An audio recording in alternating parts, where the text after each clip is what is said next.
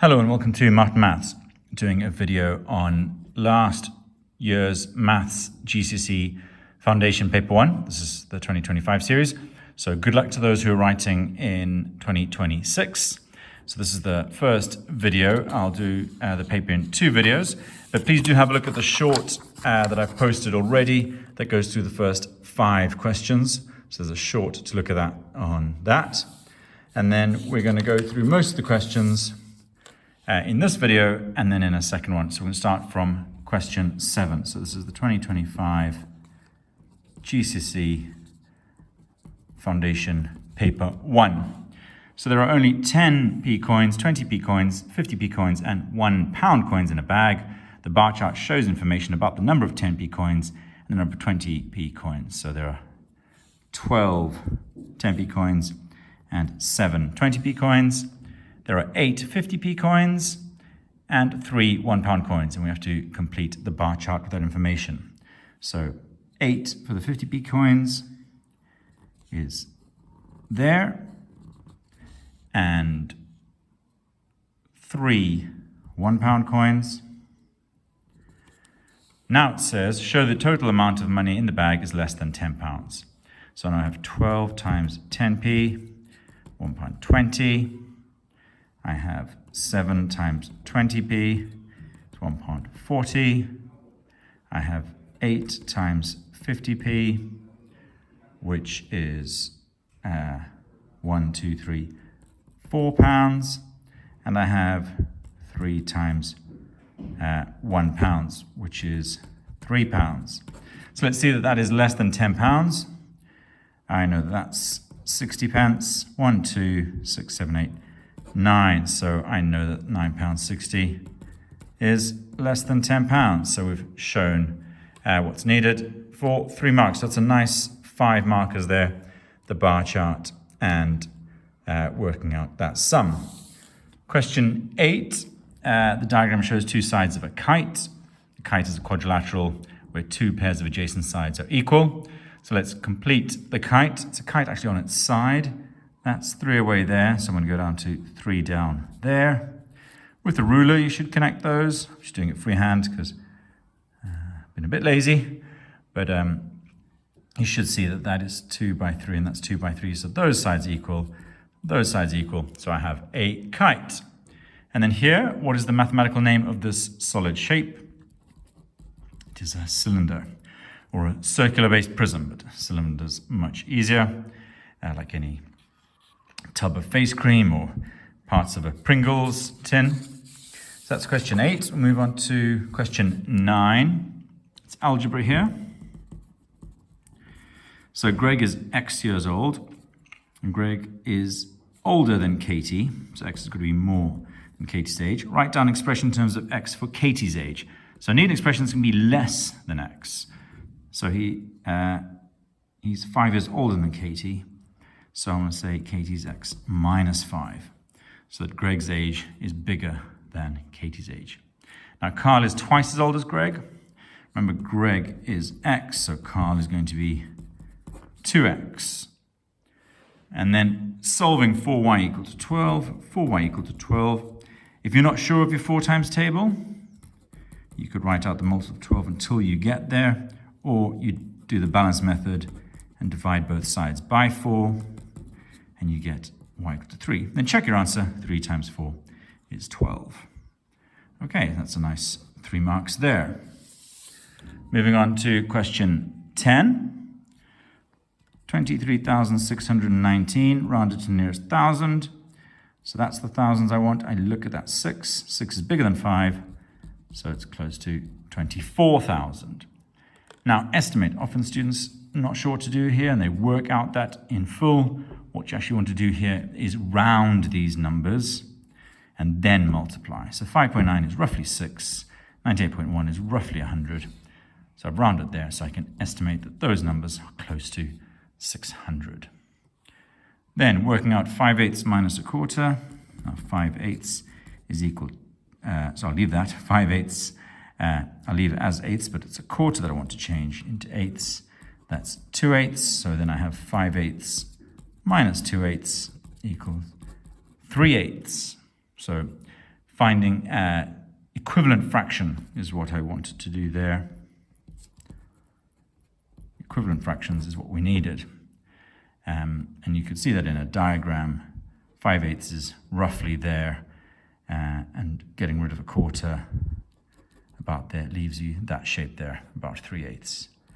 Okay, so that's a nice 2 marks. Then 2/5 of 40. Now remember that of could be exchanged for multiply, so 2/5 times 40. So you could either do 80 over 5. It's not a calculation I like. I'd rather do 2 times 40 over 5, which is 2 times 40 divided by 5. I know my times table is 8, gives me 16. Another way of doing it, changing those 2/5 into 4/10. Again, equivalent fractions, as I was doing in the previous question. 4/10 times 40, that'll cancel there, and I get 16. So either way, I get 16. Okay, so we've got up to question 11 so far. I'm going to jump to question 13 now. Here's a number machine, an input times 3, and then subtract 8. So what the output is when the input is 6, I put 6 through there. 6 times 3 is 18. 18 minus 8 is 10. Then we've got to go the other way. The output is minus 11. So now I'm going to have to go that way, add 8, and then divide by 3. So minus 11 plus 8 is minus 3. Use a number line if you're not sure, because people often go the wrong direction within the negative numbers. So if there's 0 and there's minus 11, adding 8 goes that way. And then minus 3 divided by 3 gives me minus 1. So then check that answer, put it through the original function. Minus 1 times 3 is minus 3, minus 8 gets me minus 11. So just using the function machine to check your answer, or using the function machine and finding the inverses. Okay, that's question 13. Going to jump to question 16 here. AED and BCD, so AED and BCD are straight lines. ED is the same as EC. We have to show that EC is parallel, using those as shorthand, to AB. Give a reason for each stage of your working. So I'm going to start in triangle DEC, so using that symbol there for triangle, and that for the angle that they're cornering on. I know that angle E is 40 degrees, and that's given to me. So 180 minus 40 gives me 140, and that's from your 3 angles sum to 180 degrees. So now I've got 140 between these 2 angles. I know that that triangle is isosceles because they told us that DE is equal to EC, so actually ED equal to EC, it's the same line. That means 140 divided by 2 is 70. So no, that's 70 and that's 70. And if that line angle is 70 and that line is 70, and this is a straight line, then those lines are parallel. So therefore, EC is parallel to AB using the kind of corresponding angles. Angles are equal. Excuse my handwriting there. Okay, but the reasons are correct. A nice 4 marks. Right, let's look at this recipe question. These are often in foundation papers for ratio, proportion, or scaling up or down. So we've got a recipe for 10 pancakes, but we've got to get to 15. And I know if I add 5 more pancakes, it'll get me to 15. So 5 more, I'm going to half of that. So I need 50 flour, 100 milk, 20 butter, and 1 egg. So Sam has this amount of each of them. Does he have enough to make 15 pancakes? Could do the working out here. That's why they give us loads of space. But I'm just going to do a bit of the working up here. So I know I need 150 grams of flour in total. I know I need 300 mils of milk. I need 60 grams of butter, and I need 3 eggs. So if I go through that, yes, I'm covered for flour. I'm not for milk. That's the issue. I don't have enough milk. I'm definitely fine for butter, and I'm definitely on for eggs. So the answer would be no, need more milk. Okay, you could set that out in several different ways, but I've just chosen to do 100 grams of flour plus 50 grams of flour to show that 10 plus 5 would be what I need for 15. And I cover that, I don't cover that. Definitely fine with those ones. So need more milk. Okay, and we'll do 2 more questions in this video before we continue the next video for the rest of the paper. So here are the heights in centimeters of 12 children. Show this information in a stem and leaf diagram. So that line there is kind of the stem, and then the leaves would be branching out here. So I'm going to do 110s for the stems. So see where they change. There's numbers in the 140s, number in the 130s, number in the 150s. So I'm going to do 130, 140, and 150. And I'll cross them off as I go along. So 135, 138, I see a 137. So to show the key, actually I don't need that, sorry. I don't need those zeros, that's my mistake. 13/7 equals 137. Okay, so shouldn't have put those there.